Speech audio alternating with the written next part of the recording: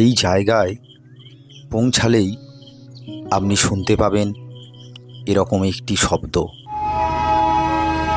হতে পারে এই ট্রেনটা আপনার আশেপাশেই চলছে, কোথাও দিয়ে আবার দূরে ভারতবর্ষের সব থেকে উঁচু চূড়াও দেখা যেতে পারে।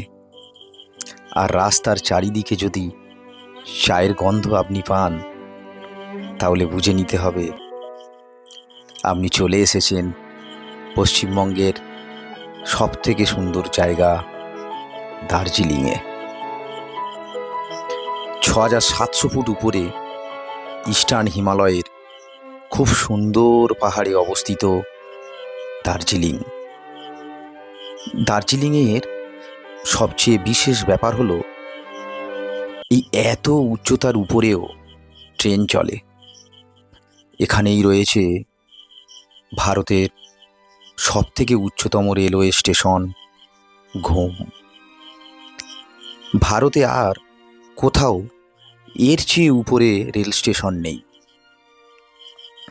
এখানে রয়েছে স্টিম ইঞ্জিন, যা সম্পূর্ণ কয়লায় চলে। ইঞ্জিন ইংরেজ আমলের হলেও এখনো সমান তালে চলেছে। এদের মধ্যে কিছু কিছু ইঞ্জিন আছে প্রায় ১০০ বছরেরও বেশি পুরনো। আর যে রাস্তা দিয়ে এই টয় ট্রেন চলে সেটা এতটাই সরু, বোঝাই যায় না এই এত বড় ট্রেন কিভাবে এই রাস্তা দিয়ে চলে। সেই কারণেই হয়তো একে টয় ট্রেন বলে।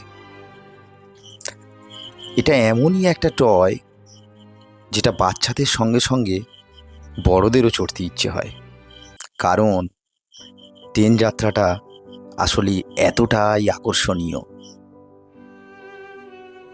যখনই দার্জিলিংয়ে আসবেন তখনই একটা ঐতিহাসিক দিক আপনি ফিল করতে পারবেন। এখানে এমন অনেক বিল্ডিং, রেলিং, আসবাবপত্র রয়েছে যা অনেক অনেক বছর ধরে সংরক্ষণ করে রাখা হয়েছে। এখানে আশেপাশে লোকজনের সঙ্গে কথা বলে দেখলাম সাধারণত বেশিরভাগ লোক নেপালি ভাষায় কথা বলে। এছাড়াও অনেকে আছে যারা হিন্দিতেও বলে। প্রথমে ভেবেছিলাম বেশিরভাগ লোক হয়তো বাংলাতেই কথা বলবে, কিন্তু দেখলাম বাংলা বলে, তবে খুব কম লোক। শুধুমাত্র দার্জিলিংয়ে আসলেই ৪-৫ রকমের ভাষার সংমিশ্রণ আপনি দেখতে পাবেন। ভাষা আলাদা আলাদা হলেও কিন্তু সবার মনটা ছটফট করে টয় ট্রেনে ওঠার জন্য। প্রথমে ইঞ্জিন কয়লা জ্বালিয়ে জলকে স্টিমে পরিণত করা হয়, আর তার প্রেসারেই ট্রেন চলতে থাকে। এখানে টয় ট্রেন দুভাবে চলে, এক এনজেপি থেকে দার্জিলিং, এবং ২ দার্জিলিং থেকে ঘুম স্টেশনের রাউন্ড জয় রাইড। যেহেতু ঘুম স্টেশন দার্জিলিং স্টেশন থেকে প্রায় ১০০০ ফুট উঁচুতে, তাই এই এতটা উঁচুতে ট্রেনকে তোলা খুব কষ্টসাধ্য। তাই এই ঢাল কমানোর জন্য মাঝখানে তৈরি হয়েছে একটা লুপ, যার নাম বাতাসিয়া লুপ। এই লুপ ঘুরে ট্রেনটি সহজেই এতটা উপরে উঠে যেতে পারে। এতটা দেখে যদি আপনার মনে হয় দার্জিলিংয়ে টয় ট্রেনের থেকে পুরনো আর কিছুই নেই, তাহলে দেখার অনেকটাই বাকি আছে। কারণ এখানে রয়েছে বিশ্ববিখ্যাত চা, যেটা ১০০ বছরেরও আগে ব্রিটিশরা এনেছিল। এখানের উচ্চতা ও উপযুক্ত আবহাওয়ার জন্যই ইংরেজরা এখানে চা উৎপাদন শুরু করে। এখানে এতটা ভালো চা হতে থাকে যা পরে পৃথিবী বিখ্যাত হয়ে গেল।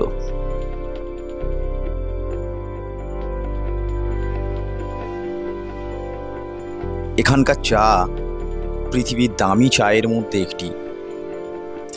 দার্জিলিংয়ে এলে খুব সহজেই চা বাগান দেখা যাবে, কিন্তু যেটা আপনি সহজে দেখতে পাবেন না, তা হলো ইন্ডিয়ার সবথেকে হাইয়েস্ট পিক কাঞ্চনজঙ্ঘা। রোজ সকালে উঠে কাঞ্চনজঙ্ঘা দেখার জন্য অপেক্ষা করতাম, কিন্তু পেতাম না। শুধুমাত্র আবহাওয়া ভালো থাকলেই দেখা যাবে তা নয়, দেখার জন্য যেটা প্রয়োজন তা হলো স্বচ্ছতা।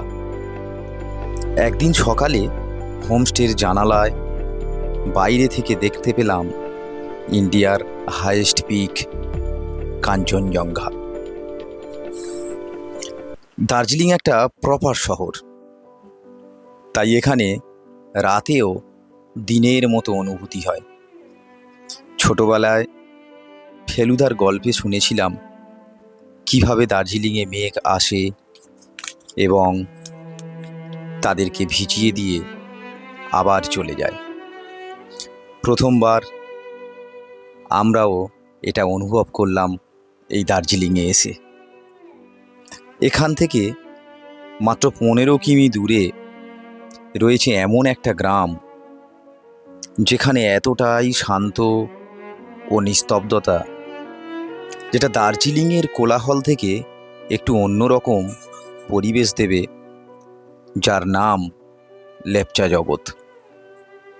এখানের পাইন ফরেস্টে আসা মাত্রই জায়গাটি স্বপ্নের মতো লাগবে। গাছের চূড়ার ফাঁক দিয়ে সূর্যের আলো লুকোচুরি খেলছে, আবার ধীরে ধীরে মেঘ অন্ধকার করে ভরে যাচ্ছে, আবার চলে যাচ্ছে। এখানে আপনি নিজেকে খুঁজে পাবেন এবং নিস্তব্ধতার মধ্যে নিজের হৃদস্পন্দনের আওয়াজ শুনতে পাবেন। দার্জিলিং শুধু শহরই নয়, এটা একটা দুনিয়া যেটা ভারতবর্ষের থেকে আলাদা। এখানে মানুষের মধ্যে সম্প্রীতি রয়েছে, আবার পুরনো জিনিসের প্রতি ভালোবাসাও রয়েছে। শহরের যানজট, কোলাহল, আবার জঙ্গলের নিস্তব্ধতাও রয়েছে।